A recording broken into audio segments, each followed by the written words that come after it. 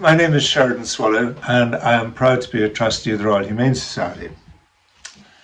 In its 250th year, the Society decided to share a story of bravery every day from the archives across each of those 250 years. The story I'm going to tell you comes from 1897, and just to set that in context, that was the year when Bram Stoker wrote Dracula.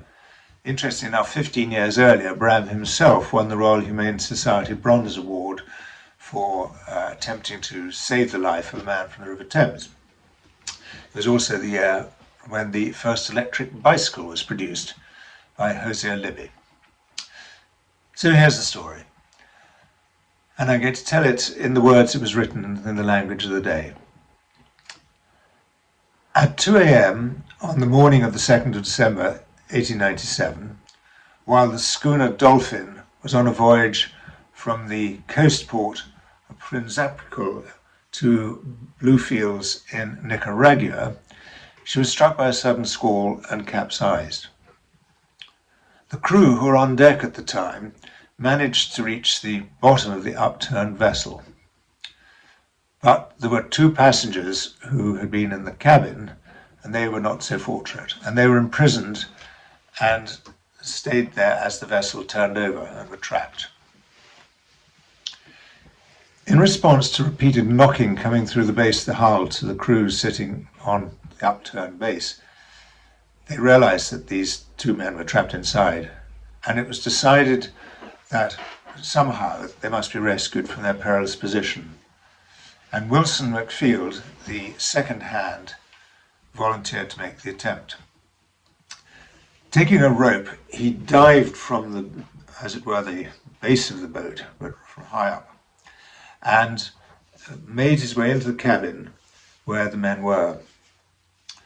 And after giving them the rope, he persuaded them to follow him back into the water underneath the upturned base of the ship, and there they were pulled onto the bottom of the Dolphin by the remainder of the crew, whence they were rescued by the SS Ulu. The 2 men had been in the cabin for about 6 hours at that stage before being rescued, and the consequence of that was that they were in a state of considerable shock, but great risk having been incurred by their rescuer, the rescue being effected in total darkness.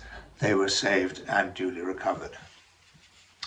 So there we have it, an example for you of many typical such stories, acts of selfless and courage and bravery by someone who'd been just going about their daily life and suddenly found themselves in the most unexpected situation of having to save someone else's life at great risk to their own. And it's just such acts of enduring courage and bravery by ordinary men and women that the Society seeks to recognise and thank. We're a charity and we operate on a shoestring, and we rely totally on the kindness and generosity of people such as yourself. But we do think that, especially in today's somewhat fractured society, it's worth keeping this work going, and so that the modest and often very self-effacing heroes can be recognised and thanked. And I do hope you may feel inspired to perhaps make a modest donation towards the work of the Society, or perhaps to go a little bit further and to become a governor. Either way, you can find more details on the website of how these things can be achieved, and I very much hope you'll be interested to do so. Thank you for listening to me.